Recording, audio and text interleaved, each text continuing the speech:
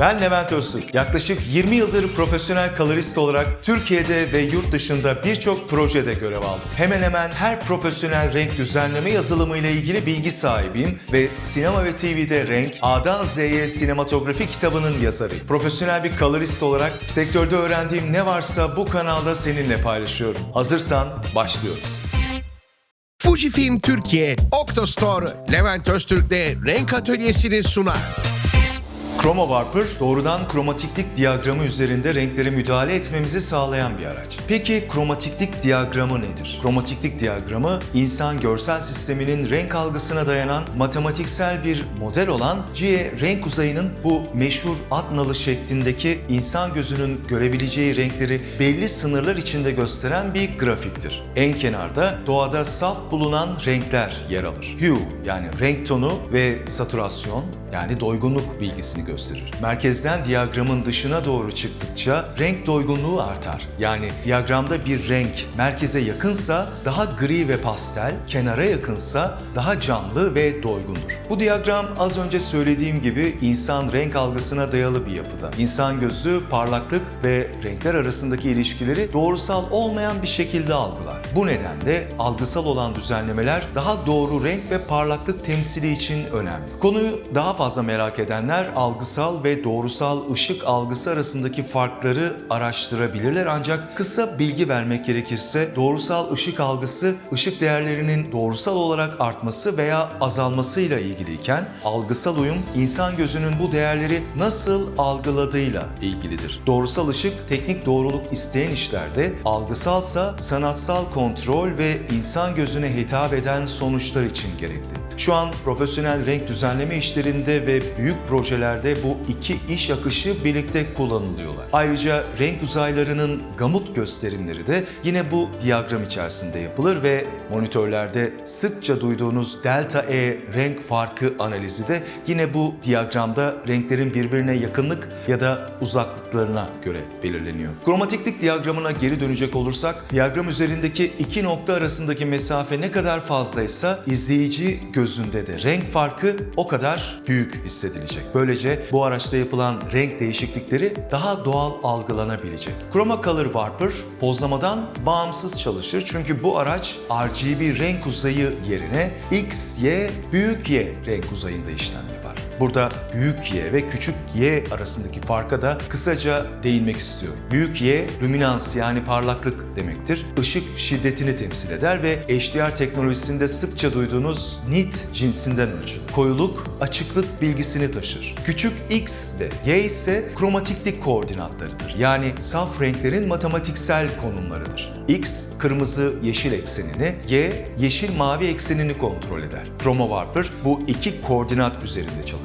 Böylece parlaklıktan bağımsız olarak sadece X ve Y koordinatlarını değiştirebilir. Yani bir renk geçişi belirledikten sonra görüntünün parlaklığıyla oynasanız bile seçiminiz bozulmaz. Bu özellikle parlaklık değişimlerinin sıkça yaşandığı, örneğin kameranın otomatik ayarda kaldığı sahneler gibi sahnelerde büyük avantaj sağlayabilir. Chroma Warper üzerinde görüntünün renk dağılımını tıpkı vektörskopa benzer şekilde gösterir ama tam olarak aynı değil. Aracı ilk açtığınızda normal modda çalışmaya başlıyorsunuz ve kullanımı çok kolay. Damlalık aracını kullanarak ekran üzerinde dönüştürmek istediğiniz rengi seçin ve kromatiklik diyagramı üzerinde mouse'unuzu bu rengin bulunduğu noktadan yeni rengine doğru sürükleyin ya da diyagramın içindeki renk alanına doğrudan tıklayıp yine mouse'unuzu istediğiniz renge doğru sürükleyerek renk değişikliği yapabilirsiniz. Burada mavi nokta başlangıçta seçtiğiniz orijinal renk, turuncu nokta ise bu rengi dönüştürmek istediğiniz hedef rengi temsil ediyor. Bu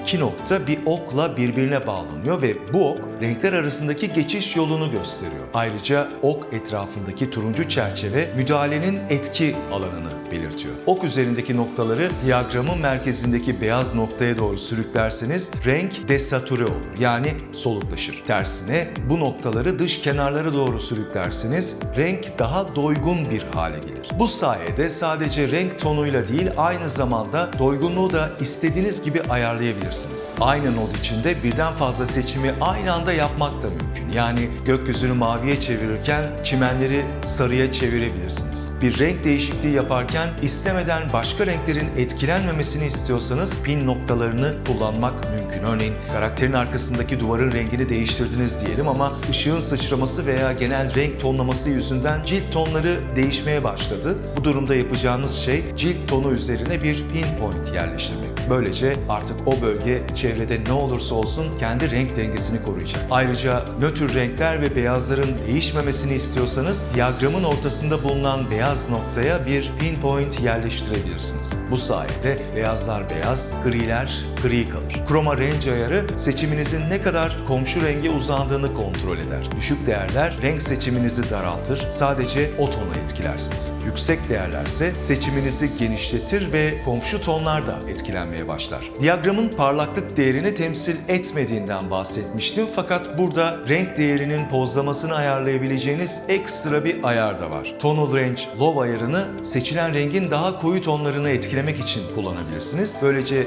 açık tonlar sabit kalır. Tonal Range High ise tam tersi. Daha açık tonlar etkilenir, koyular sabit kalır. Tonal Range Pivot ise Low ve High ayarlarının birbirinden ne kadar uzaklaşacağını belirtir. Son bir teknik ipucu vermek istiyorum. Bu araçta yaptığınız tüm düzeltmeleri Color Space Transform modundan önce uygulayın ki renk uzayı dönüşümleri işinizi bozmasın. Eğer bu video senin için faydalı olduysa kanala abone olmayı ve bildirimleri açmayı unutma. Renk dünyasında ve dijital sinematografi ile ilgili daha konuşacak çok şeyimiz var. Merak ettiklerini ya da kendi deneyimlerini yorumlara yazarsan çok sevinirim. Çünkü bu kanalı birlikte geliştireceğiz. Görüşmek üzere. Fujifilm Türkiye, Oktostore, Levent Öztürk'le Renk Atölyesi'ni sundu.